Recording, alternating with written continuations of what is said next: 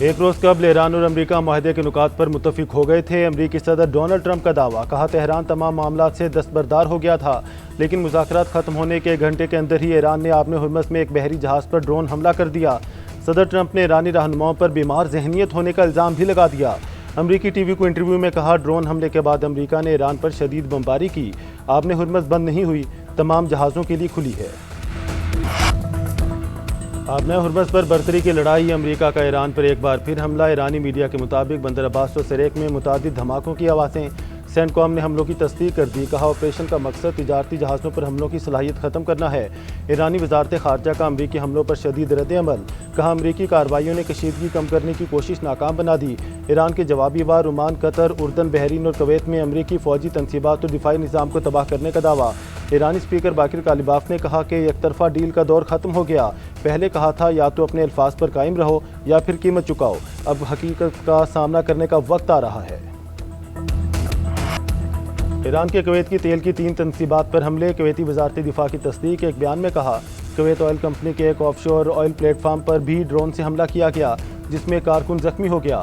پاسداران انقلاب کو عمان کی دکم بندرگاہ پر امریکی طیارہ بردار جہازوں کے لاجسٹک سپورٹ مراکز پر حملے کا دعویٰ، کہا ایندھن بھرنے والے پلیٹ فارمز کو شدید اور اچانک حملے میں ہدف بنا کر تباہ کر دیا۔ قطر میں الحدید فضائی اڈے کو بھی بیلسٹک میزائلوں سے نشانہ بنایا۔ جنگی جہازوں کی دیکھ بھال، مرمت کے مرکز اور کمانڈ اینڈ کنٹرول سینٹر کو تباہ کر دیا۔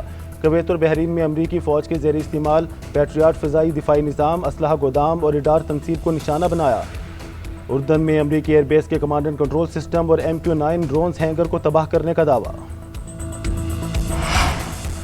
آبِ ہرمز کا کنٹرول طاقت سے حاصل کر لیا اور اسی طاقت کے ساتھ کنٹرول برقرار رکھیں گے، ایرانی نیشنل سیکیورٹی کمیشن کے ترجمان ابراہیم رضائی کا دعویٰ۔ ایرانی سرکاری میڈیا کے مطابق یہ اقدام ایک بحری جہاز پر انتباہی فائرنگ کے بعد کیا گیا۔ ایران کا دعویٰ ہے کہ جہاز غیر منظور شدہ اور غیر قانونی راستے سے گزرنے کی کوشش کر رہا تھا۔ آبِ ہرمز خطے میں امریکی مداخلت کے خاتمے تک بند رہے گی۔ پاسداران انقلاب کا آبِ ہرمز میں دوسرے جہاز کو بھی نشانہ بنانے کا اعلان۔ اس سے پہلے امریکی حکام نے بتایا تھا کہ قبرص کے پرچم بردار بحری جہاز پر آگ لگنے سے انجن روم کو نقصان پہنچا، عملے کا ایک رکن لاپتہ ہے۔ ایران کا آبِ ہرمز پر کنٹرول نہیں، آبِ ہرمز تمام جہازوں کی آمد و رفت کے لیے کھلی ہے، امریکی سینٹ کام کا دعویٰ۔ ادھر نیٹو کے امریکی سفیر نے ایران کو خبردار کر دیا۔ فاکس نیوز کے انٹرویو میں کہا، آبِ ہرمز میں تجارتی جہازوں پر حملہ ہوا تو بھرپور جواب ملے گا۔ دعویٰ کیا کہ ایرانی قیادت ایک صفحے پر نظر نہیں آتی، تہران اپنے معاملہ درست کرے، میزائل اور ڈرون حملے امن مذاکرات کو سبوتاژ نہ کرے۔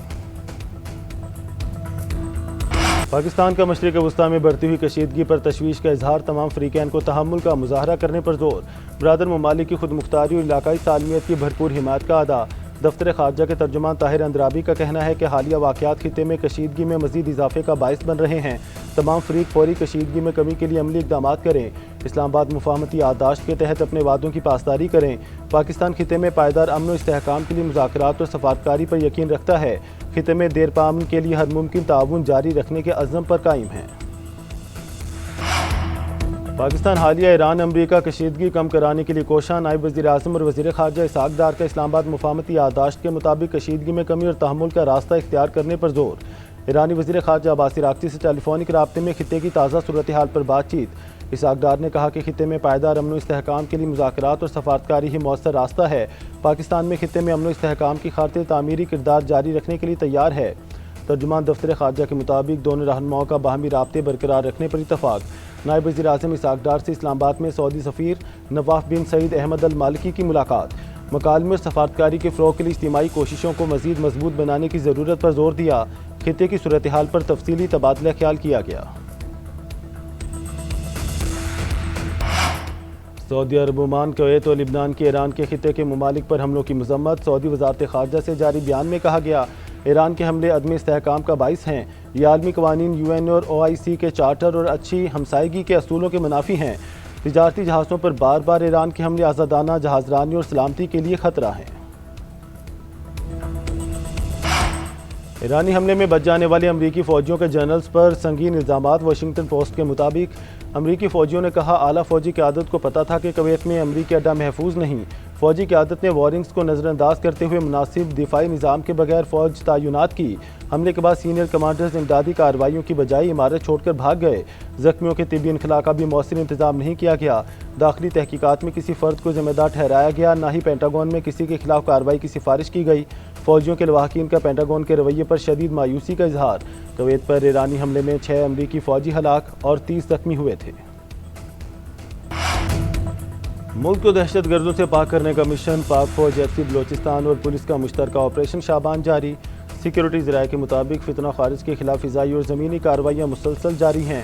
تازہ کارروائیوں میں مزید 7 خارجیوں کو جہنم واصل کیا گیا۔ ہلاک دہشت گردوں کی مجموعی تعداد 71 ہو گئی۔ 5 جولائی سے اب تک آپریشن شعبان اور دیگر انٹیلیجنس آپریشنز میں 109 خارجی مارے گئے۔ اسلحہ، دستی بم اور دیگر سامان برآمد۔ قانون نافذ کرنے والی اداروں کا دہشت گردی کے خاتمے کا عزم۔ آخری دہشت گرد کے خاتمے تک بلوچستان میں آپریشن شعبان جاری رہے گا۔ وزیر داخلہ محسن نقوی کا کامیاب آپریشن شعبان پر فورسز کو خراج تحسین، دہشت گردوں کے خاتمے کے لیے فورسز کی کامیابیوں کو سراہا۔ اوائسی وزارتی کانفرنس آج وزیر اعظم شہباز شریف کی زیر صدارت ہوگی۔ 57 رکن ممالک کے مندوبین شرکت کریں گے۔ اسلام آباد میں اوائسی وزارتی کانفرنس برائے خواتین کا تکنیکی اجلاس۔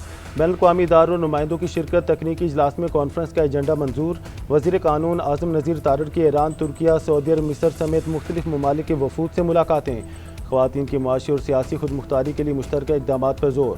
اوائسی وزارتی کانفرنس کے موقع پر عشائیے سے خطاب میں نائب وزیر اعظم اسحاق ڈار نے کہا، خواتین ملک کی ترقی میں مردوں کے شانہ بشانہ کردار ادا کر رہی ہیں۔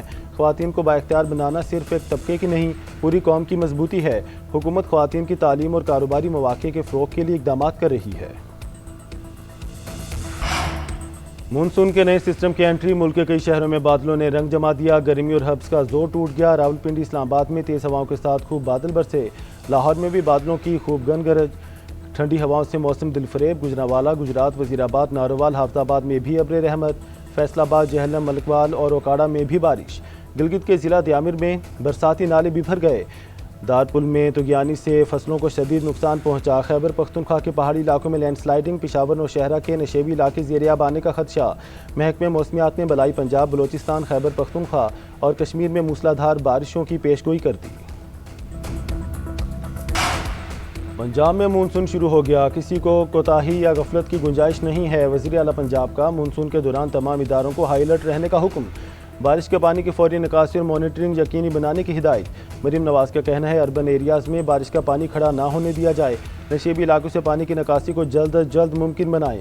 چوکنگ پوائنٹس پر جمع پانی کی نکاسی کو یقینی بنایا جائے۔ آبپاشی ٹیمیں بھی الرٹ رہیں۔ برساتی نالوں اور سیوریج کی مسلسل نگرانی کی جائے۔ تمام علاقوں میں مین ہول پر ڈھکن یقینی بنایا جائے۔ ٹریفک مینجمنٹ کے لیے عوامی رہنمائی اور رابطہ برقرار رکھنے کا حکم بھی دے دیا۔